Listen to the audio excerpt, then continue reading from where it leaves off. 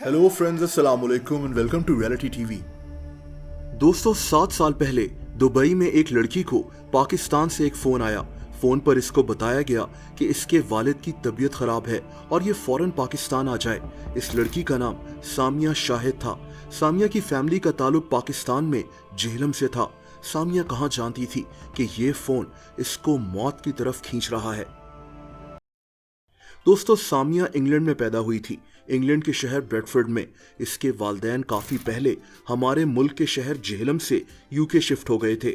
इसके वालिद का इंग्लैंड में कार रेंटल का बिजनेस था। सामिया की फैमिली के कई लोग ब्रेडफोर्ड में ही रहते थे। इनकी जिंदगी बहुत अच्छी चल रही थी। सामिया एक इंतहाई खुश मिजाज लड़की थी। इसके चेहरे पर हर वक्त एक स्माइल होती थी। इसको मेकअप वगैरह सीखने का भी बहुत शौक था। 2012 में सामिया के वालिद ने इसकी शादी तय कर दी इसके कजन शकील से। ये आदमी जेहलम के पास एक गांव पेंडोरी में रहता था। सामिया ने अपने वालिद की बात मान ली और इसने शकील से शादी कर ली। ये शादी पाकिस्तान में ही हुई थी।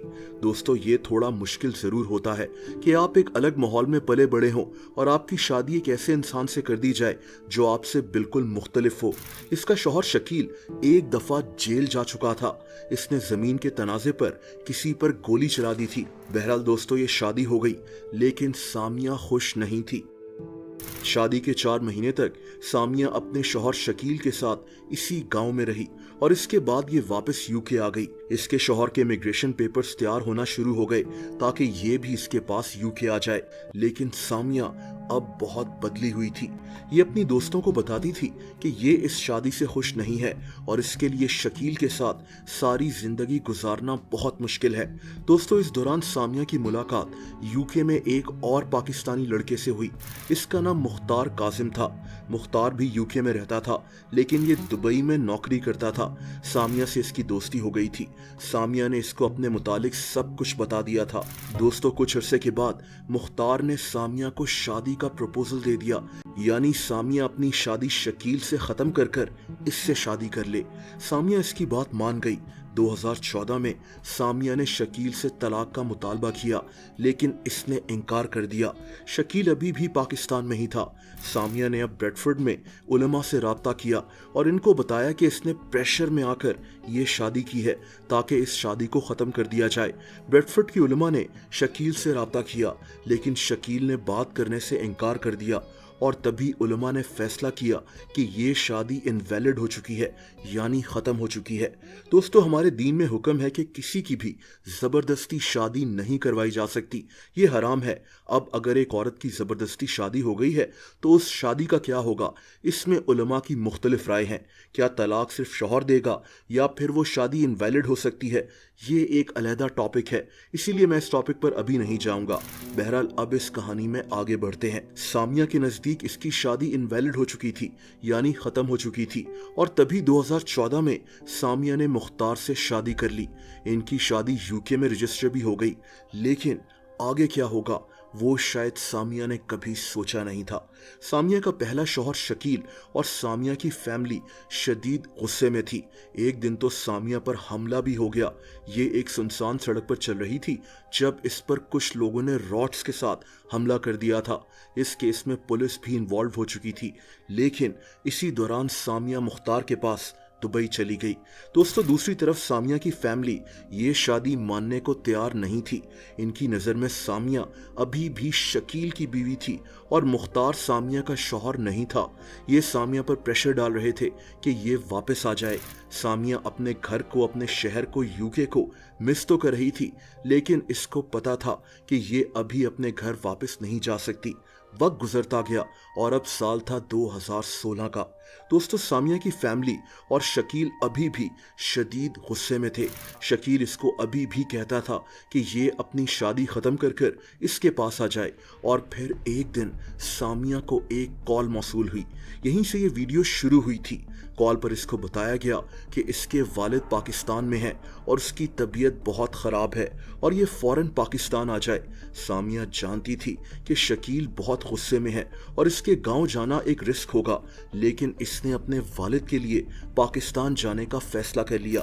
मुख्तार ने इसको बहुत रोका, लेकिन सामिया नहीं मानी। सामिया उसी गांव पहुंच गई थी जहां शकील मौजूद था। यहाँ यहाँ आकर इसको पता चला कि इसके वालिद की तबीयत भी ठीक है। ये सारा बस एक प्लान था ताकि सामिया को वहां बुलवाया जा सके। दोस्तों, सामिया को पाकिस्तान आए हुए कुछ दिन हुए थे जब इसने मुख्तार की कॉल्स उठाना बंद कर दी। ये मुख्तार के मैसेजेस का जवाब भी नहीं दे रही थी। और फिर 20 जुलाई 2016 को एक ऐसी खबर सामने आई जिसने मुख्तार को हिला कर रख दिया। सामिया शाहिद की लाश इसकी कजन के घर से मिली। सामिया शाहिद मर चुकी थी। दोस्तों, मुख्तार को इसके कजन ने बताया कि सामिया की हार्ट अटैक से मौत हुई है, लेकिन मुख्तार जानता था कि ये सच नहीं है। पुलिस ने भी यही कह दिया कि सामिया की लाश पर किसी चोट के निशान नहीं मिले और सामिया की मौत को नेचुरल मौत बताकर इस केस को ही बंद कर दिया गया। लेकिन ये सब झूठ था। बहरहाल सामिया की मां और इसकी बहन भी पाकिस्तान पहुंच गए।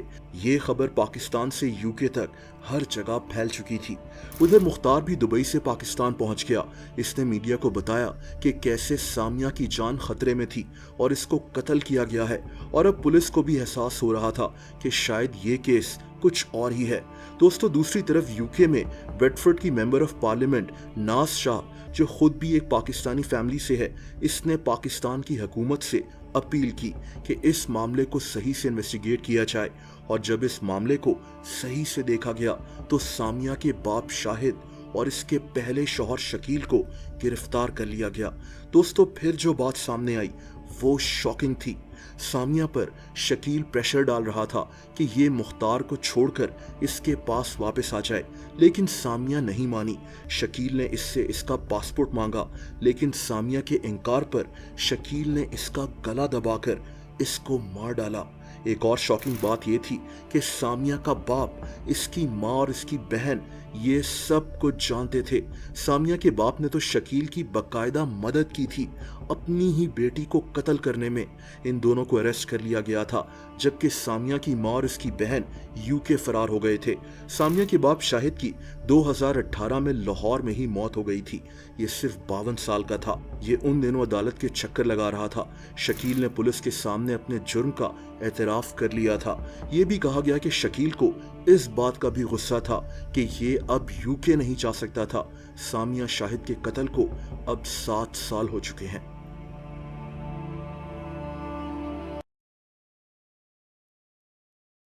दोस्तों, अगर आप मुझे इंस्टाग्राम पर फॉलो करना चाहें तो उसका लिंक नीचे डिस्क्रिप्शन में मौजूद है।